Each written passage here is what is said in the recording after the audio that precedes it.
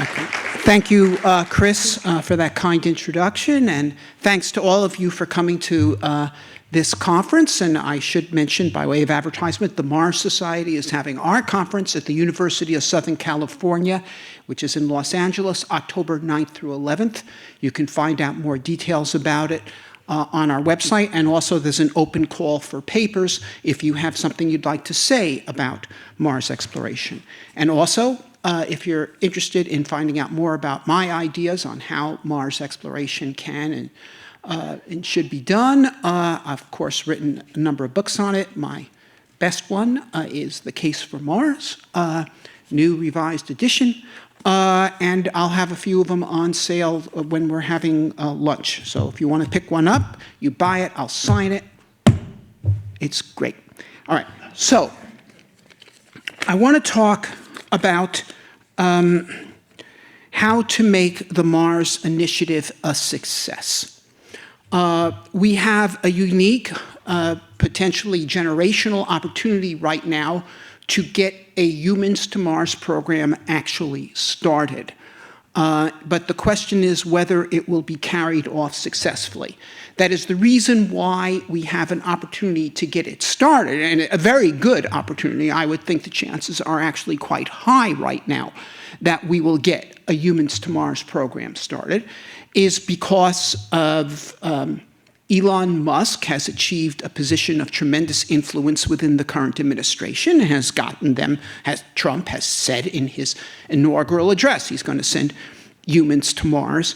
And they are rapidly moving on developing the Starship, which creates a technical foundation, or no, not, it creates a good part of the technical foundation needed to send humans to Mars. However, there's a lot of problems with this program as it's currently conceived, and in fact, I believe as it's currently conceived, it will fail. And in order for this program to succeed, it has to be put on the right political, intellectual, and technical basis. And so I am going to address all three of those points. Now, as I said, the political basis to start the program actually exists. But Musk has defined himself in a hyper-partisan fashion. And by the way, not just here, but internationally. And if this program is conceived of and remain conceived of as a Musk hobby horse, it will fail. It will be destroyed as soon as the fortunes of political war shift, which could occur as soon as next fall, and to some degree are certain to change after Trump leaves office in 2028. So this thing has got to be changed from a Musk program into, at minimum, an American program, okay? And better would be a free world program that helps pull together the nations of the free world. I do not believe at this point that a fully international program of all the nations together is a realistic proposal, but I do believe that if it, with proper leadership, this could be made a program that pulls together and is participated in by all the nations of the Western Alliance. However, at a minimum, it has to become an American program, not a Trump-Musk program. And I want to be very clear about this, because there's a lot of people out there, maybe not so much in this room, but a lot of people are listening to this out on the internet who think that Musk can do this all by himself and we don't need NASA, this is all going to be done by good old Elon. Okay, that's not happening. Okay, it's not happening for a number of reasons. Okay, because while Musk is developing, and of course yesterday's flight was not fully successful, but they're making incremental progress, and I think it's a fair bet that Starship will reach orbit this year. Okay, but he is developing the single most important element of the Mars mission. There's many other elements that need to be developed. All the surface systems, including, as noted, surface power, my calculation is that to execute the Starship mission as Musk has defined it, it needs at least 600 kilowatts of surface power, which has got to be nuclear. It's 12 football fields of solar arrays, and they'd be unreliable because they'd have no power in a dust storm. It's got to be a nuke, and to develop nuclear power requires government involvement because space nuclear reactors involve highly enriched uranium-235 or else plutonium. These are tightly controlled materials. That's a government job.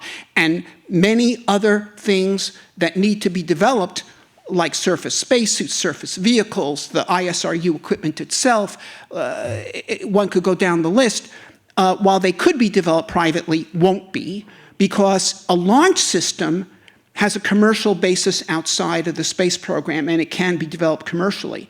But Mars surface systems right now really don't have a commercial basis. It's a job for the government. So this needs to be a public-private partnership. And beyond that, okay, there are so many things about this mission that even if Musk could develop all the technology, requires a favorable government environment. Because, for example, existing planetary protection rules could be interpreted by those hostile to the program to simply forbid it. Okay? Existing planetary protection rules would rule out landing humans on Mars, full stop.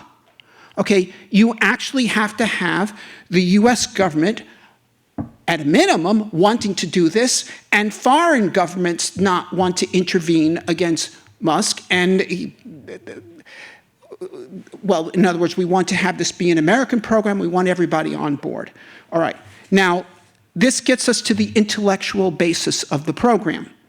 Musk describes his program as an effort to create a city on Mars which will allow humans to survive after the Earth is destroyed. Okay. Now, he gets this. His intellectual basis for this comes from the Isaac Asimov Foundation trilogy, which, if you haven't read, it's a great read. I'm all for Isaac Asimov, but it's wrong as the basis of a Humans to Mars program. Now, in that trilogy, what happens is there's this grand galactic empire, and this one scientist, Harry Seldon, realizes that it's going to collapse, and so he gets together a bunch of scientists and put them on a planet called Terminus at the far edge of the galaxy, and they're to be there to reemerge and reestablish human civilization after the galactic empire collapses. That's the plot line of Foundation. And this is where Musk is coming from, and he even calls his proposed Mars city Terminus. Okay? Now, this is a false basis for a Humans to Mars program. It's false technically because, first of all, a Mars city of 1 million people could not survive as an autarky. Frankly, the United States can't survive as an autarky. That's why the stock market crashes every time Trump says he's going to try doing it. But certainly a 1 million person city would not have the division of labor and technology required to manufacture all the things to sustain a modern technological civilization. The artifacts that you have are created by a worldwide division of labor of 8 billion people and absolutely could not be created in a city of 1 million. So a Mars city, and I believe there will be cities on Mars, and I think initially the cities on Mars will be tens of thousands, not millions. There were a couple of person cities on Earth, like Rome, but million-person cities were not common on Earth until there were railroads, because you need long-distance transport to bring together the materials needed to sustain 1 million people in one place. But in any case, the technical basis isn't there. But in addition, the rationale is repugnant. Okay? We are not going to Mars to desert the Earth. Okay? We are going to Mars in order to establish, I mean, when we go to settle, okay, which follows exploration, but if we're talking about the issue of settlement, we're doing it to establish new branches of human civilization which will add their creative capacity to that of humanity as a whole, expanding our ability to deal with challenges of all types. including, yes, extraterrestrial challenges like asteroid impacts, but also all sorts of technical challenges. America, as a new branch of Western civilization, invented, steamboats and telegraphs and centrally generated electrical power and light bulbs and airplanes and nuclear power and computers and the internet and iPhones. And the same, Mars could be a great creative addition to human civilization, and that's why it's important for humans to settle Mars. But going there to hide, going there out of despair. We're not going to Mars out of despair. We're going to Mars out of hope, And, rather than the people there being viewed as like the heroes of Foundation, be more like the protagonists of Edgar Allan Poe's story, The Mask of the Red Death, who go into a castle to party while everybody outside dies of the plague, So this is not what it is, Now, while, as I said, the goal of Mars settlement is to create is to expand the capacity of humanity to deal with all challenges. The immediate goal that I believe can get buy-in, that can make this program bipartisan, is science, Because human explorers on Mars and the heavy lift and heavy payload delivery capability that is a necessary precondition for humans to Mars could be an enormous boon for science, as I've said. And you see, look, right now, with this program being pushed at the same time that this administration is pushing on killing NASA's space science program, in particular, essentially zeroing the Mars science exploration program, because they're canceling sample return, but not proposing to replace it with anything else. I mean, there is a valid case for replacing sample return with, 20 smaller exploration missions, landing rovers and helicopters and things all over the place. You can make that argument, but just canceling it and having nothing, that's a disaster. And and basically, they would be putting the mark of Cain on the Humans to Mars program, as it would be seen as not merely a must thing, but a must thing that murdered American space science. So it would be dead. Instead, we have to make this program be seen not as the enemy of space science, but as the welcome best friend that space science ever had, and I will explain how that can be done. Now, I'm going to get a little bit into the technology. The Starship plan, direct flight to Mars, direct return from Mars, is a variant of the Mars Direct plan, which I first laid out in Case for Mars and some papers that preceded it back in the 90s. However, instead of coming back in a relatively small Earth return vehicle, which required a 100 kilowatt reactor, the Starship is much bigger and require at least 600 kilowatts of power, and that's a big challenge. Now, I also should mention that the Starship architecture for Artemis involves, depending upon how it's done, between 10 and 14 Starship launches to launch Starship to orbit, refuel it on orbit, get it to lunar orbit, refuel it in lunar orbit, then land it on the moon and come back.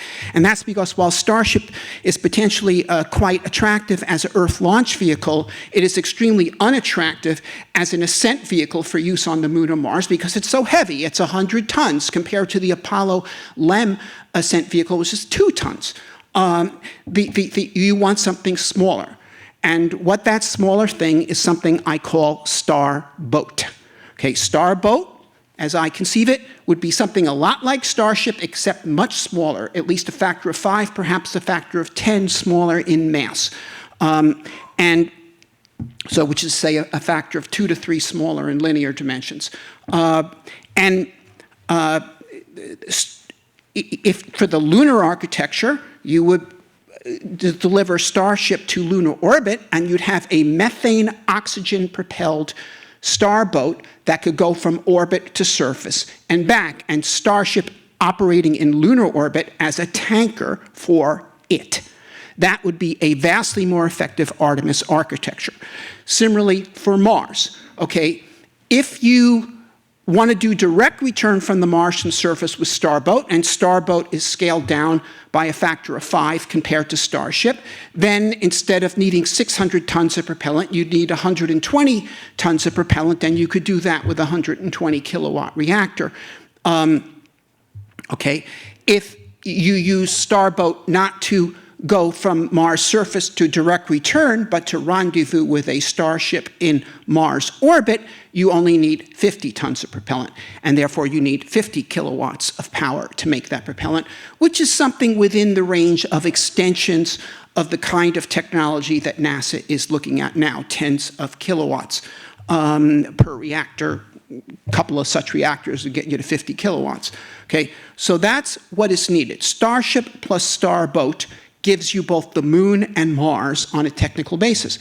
Now, I've talked to Musk about Starboat personally, and he just says, oh, what do I need it? Show me, prove to me why I need it. I only want to develop one flight system. Well, it's not fine, but that's how it is.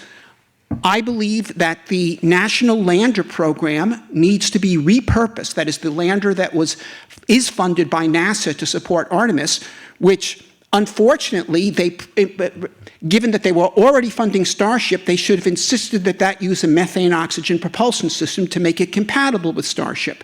But since NASA's motivation for funding the National Lander was simply a concession to get Blue Origin and Lockheed Martin out of their hair because they were screaming about how they didn't get a contract, they just gave them a contract for whatever they wanted to do. Okay, I believe that I actually am acquainted with the management at Lockheed Martin, and I believe they would be quite happy with a multi-billion-dollar contract to make it methane oxygen. Some of the engineers might have been upset that their pet ideas were not adopted, but for management, money's money, and and that's the lander that we need. That's the correct architecture for Artemis. That is the correct architecture for Mars. Okay, now. That's technology. Now let's get back to this thing. Musk is right now claiming he's going to land an unmanned Starship on Mars, launched next year, and then a manned mission launched in 2028. That's nonsense, not going to happen. To launch a Starship to Mars requires not only attaining orbit, it requires developing the tanker Starships, developing the methods to do on-orbit refueling of the Starship, which would be at minimum at least 3 tankers, assuming it has a 100-ton delivery to orbit and the Starship only has a dry mass of 100 tons. If those targets deviate from that, more dry mass, less payload, you get to 4, 5, 6 tanker launches needed. And they all have to be done within the appropriate window. And then it has to do accurate interplanetary flight, re-entry, and landing on Mars. Okay, that is not happening in the next 14 months, okay? Now, with tremendous drive and ambition, and Musk certainly has drive when he wants it, and if he could focus on it, I believe it is possible to do that, to launch such a mission as a one-way unmanned mission in late 2028. Okay, now, however, the contents of that mission should not be a Tesla human mannequin robot. Okay, it was all fun to launch Starman in a Tesla thing when they were just using Falcon Heavy to show that it could throw something heavy on Trans-Mars trajectory. Okay, it was cute. Okay, but if you're going to be able to land, forget 100 tons. Let's say Starship's real capability, Musk claims the Starship could land 100 tons on Mars. Let's say really it could land 30. That'd still be tremendous. That's 30 times what we can do now. What do you do with 30 tons landed on Mars?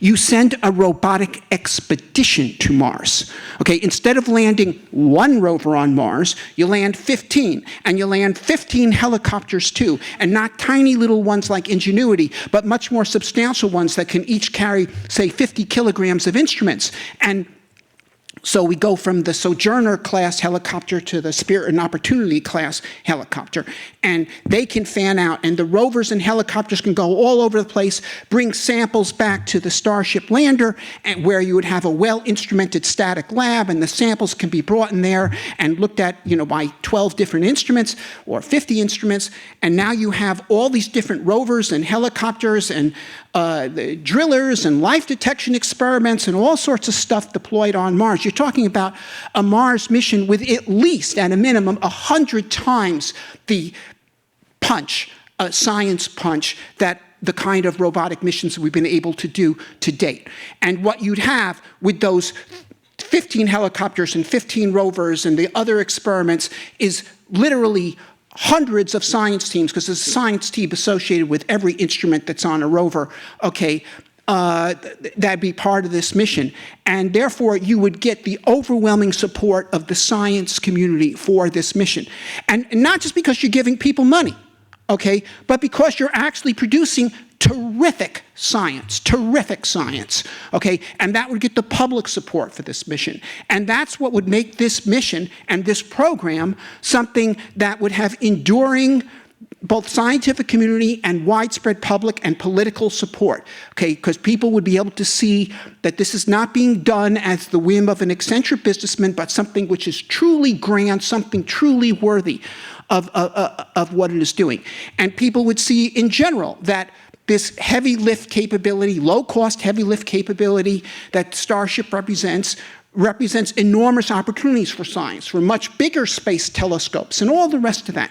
But if you're going to do that, okay, if we're going to send a robotic expedition to Mars in 2028, you can't be cutting the Mars program now. In fact, you need to be expanding it, because the development of all those rovers and helicopters and the instruments for them and all the rest of that, okay, costs money. So if this is incoherent, what is going on. We should be planning robotic science expeditions using Starship. Okay, 2028, some people may say that's ambitious. Well, in that case, it could be launched in 2031, and that's certainly possible.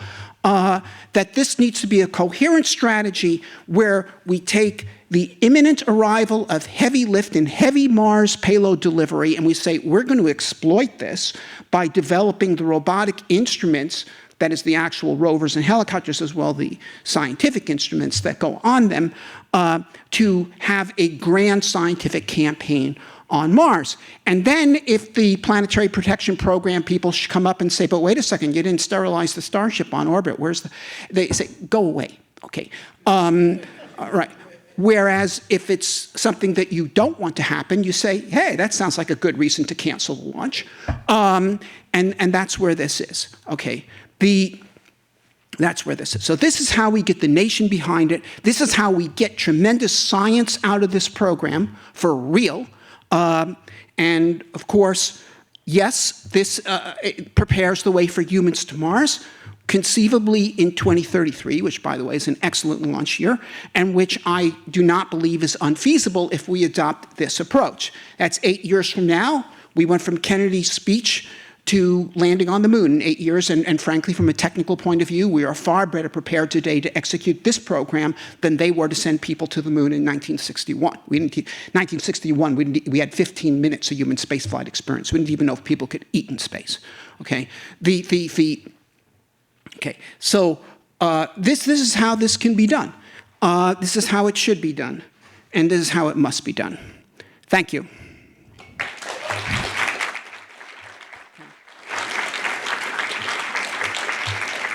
And I see I have 5 minutes, 5.5 minutes left. So let's take some questions. Are there some questions from the floor? Hello, Robert. Jan, yes. Yeah, I'm Jan Špaček from Alpha Mars and Foundation for Applied Molecular Evolution. This was a great talk, very inspirational. One thing you didn't mention was geopolitics. We, of course, know that China plans sample return from Mars. And that means that maybe in 2031, when they bring the sample back, we will know if there's life on Mars or not, and China will find it. So maybe if you can comment on this geopolitics situation. Well, I think that the program that I outlined would be a far more potent science program than bringing back a couple of kilograms of samples from Mars.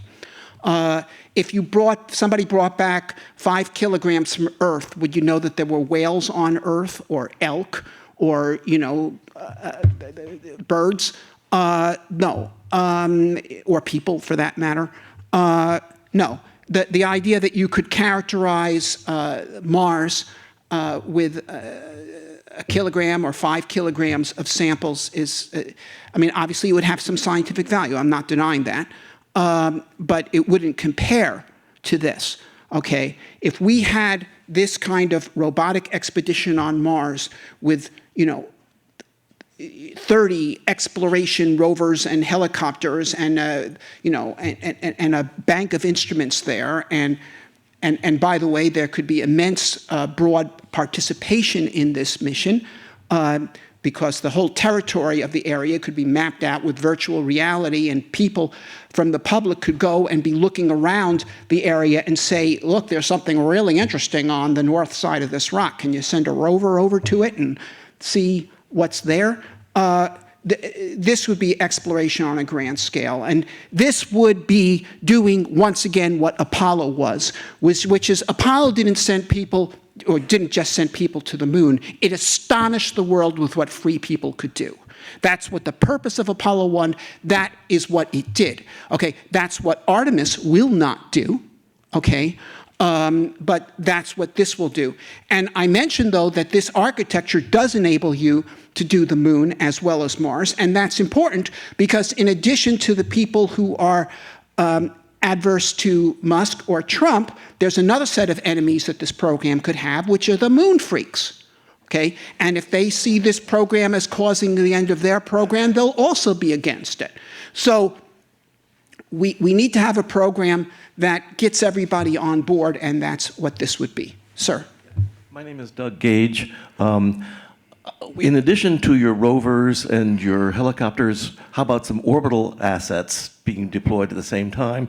For example, a successor to MRO, and communications relays, and a complete weather coverage for Mars. Well, that could also be done. It depends somewhat on the architecture. If the Starship was to capture into Mars orbit before it lands, then clearly you could deploy a bunch of satellites too. Or you could have a second Starship that is assigned to that task, and then you could have a whole bunch of orbital assets deployed as well. So that's a very good point. That could be part of this. Next question. Any other questions?